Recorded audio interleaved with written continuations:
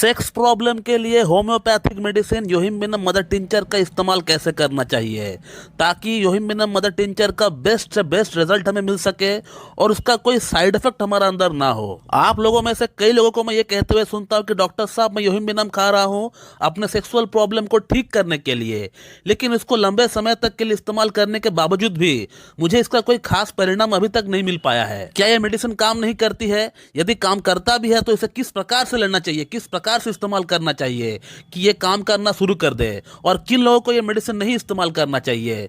तो इन सारी सवालों का जवाब मैं आज इस वीडियो में आप लोगों को देने वाला हूं। तो सबसे पहले जानते हैं कि ये मेडिसिन असल में काम करता है या नहीं। तो दोस्तों, अगर आप लोग मेरा कहना माने तो योहिम्बिनम जो मेडिसिन है ये बहुत बढ़िया तरीके से काम करती है पुरुषों की प्रॉब्लम में, सेक्सुअल प्रॉब्लम की भीतर, इरेक्टाइल डिस्फंक्शन की प्रॉब्लम में, लिंग के अंदर तनाव की अगर बात करें तो उन तमाम समस्याओं में बहुत बढ़िया तरीके से काम करती है। लेकिन जैसे कि मैं आप लोगों को पहले भी बता चुका हूं कि होम्योपैथी में एक ही मेडिसिन सबको सूट करेगी ऐसा नहीं हो सकता है। होम्योपैथिक मेडिसिन कुछ लक्षण के आधार पर काम करती है। यदि लक्षण मैच होता है आपका अंदर तभी वो मेडिसिन आपको देने से आपको फायदा होगा, नहीं तो वो मेडिसिन से आपको कोई रिजल्ट नहीं मिलने वाला। तो आप लोगों का पहला सवाल का जवाब मैंने अभी तक दे दिया है कि ये मेडिसिन काम करता है या नहीं। इसके अलावा यदि आप लोगों को प्रूफ चाहिए कि ये मेडिसिन असल में काम करता भी है या नहीं, तो उसके लिए आप लोगों को मेरा जो केस वीडियोस है, मैं जिन पेशेंट का प्रॉब्लम को ठीक करता हूं उसका ऊपर जो केस वीडियोस बनाता हूं उससे आप लोगों को देखना पड़ेगा। उसके लिए आप लोगों को मेरे चैनल के अंदर जाना पड़ेगा, वीडियोस को देखना पड़ेगा उठा उठा कर। आप देख पाएंगे कि योहिम्बिनम से प्रॉब्लम पेशेंट का सॉल्व होता है या नहीं, पेशेंट खाकर क्या बोल रहे हैं ये भी आप देख पाएंगे। अगला सवाल की अगर बात करें तो अगला सवाल आप लोगों को पूछा जाता है अक्सर कि इस मेडिसिन को आप पेशेंट के अंदर किस तरह से अप्लाई करते हो, आप पेशेंट के अंदर कौन कौन सी लक्षण के आधार पर इसको आप प्रेस्क्राइब करते हो, कौन से लक्षण देखने पे आप पेशेंट को ये मेडिसिन आप देते हो। तो दोस्तों, योहिम्बिनम को प्रेस्क्राइब करने के लिए मैं 3 लक्षण देखता हूँ पेशेंट का भीतर। तो इसका पहला लक्षण ये होता है कि पेशेंट का अंदर लिंग के अंदर तनाव तो आता है, एकदम तनाव पूरी तरह नील नहीं हो जाता, जैसे एग्नस कैस्टस में पूरी तरह तनाव नील हो जाता है, जीरो हो जाता है, लेकिन योहिम्बिनम के केस में ऐसा नहीं होता है। पेशेंट का लिंग के अंदर तनाव थोड़ा बहुत रहता है, 30-40%, कई बार 80% भी तनाव आ जाता है, लेकिन वो तनाव रुकता नहीं है। और उसी के साथ पेशेंट का अंदर एक घबराहट होता है, एक बेचैनी होता है कि मेरे से सेक्स हो पाएगा या नहीं, और ये सोच सोच कर वो अपना अंदर एक तरह से डर पैदा कर लेता है और अपना अंदर जो एक सोच पैदा कर लेता है कि मेरे से शायद सेक्स ना हो पाए। इसके अलावा पेशेंट को सेक्स करने से पहले बहुत घबराहट होता है, बेचैनी होता है, बहुत पसीना छूटता है। ये बहुत वेल कीनोट सिम्टम है योहिम्बिनम का कि पेशेंट का अंदर घबराहट होता है, सेक्स से पहले बेचैनी होता है और पसीना छूटता है, और वो पसीना फेस से बहुत ज्यादा आता है, चेहरे से बहुत ज्यादा आता है।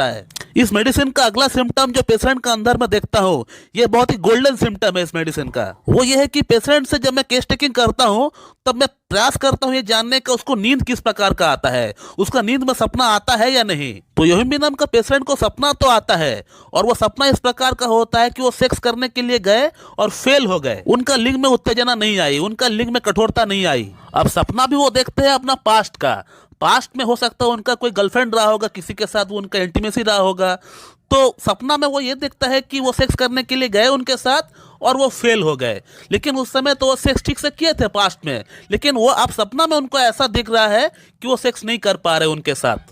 तो पेशेंट का ये कहना होता है कि सर हम सपना देखते हैं लेकिन सपना में भी हम सेक्स करने में असफल रहे हैं। बोरिक मटेरिया मेडिका में भी यही लाइन लिखा हुआ है, यानी किताब में भी यही लाइन लिखा हुआ है कि thoughts of event of whole past life keeps him awake, कि पुराने दिनों की बातों को वो सपनों में याद करके उसका नींद खुल जाता है। थर्ड जो सिम्टम मैं देखता हूँ योहिम्बिनम का, वो यह है कि पेशेंट का अंदर सेक्स के प्रति डिजायर है या नहीं, क्योंकि योहिम्बिनम का जो पेशेंट होता है इसको सेक्स के प्रति डिजायर बहुत ज्यादा होता है, इच्छा तो बहुत होती है, लेकिन इसका लिंग के अंदर ब्लड सप्लाई नहीं हो पाता है। तो इस प्रकार हम इस मेडिसिन का सिलेक्शन करते हैं किसी पेशेंट का भीतर।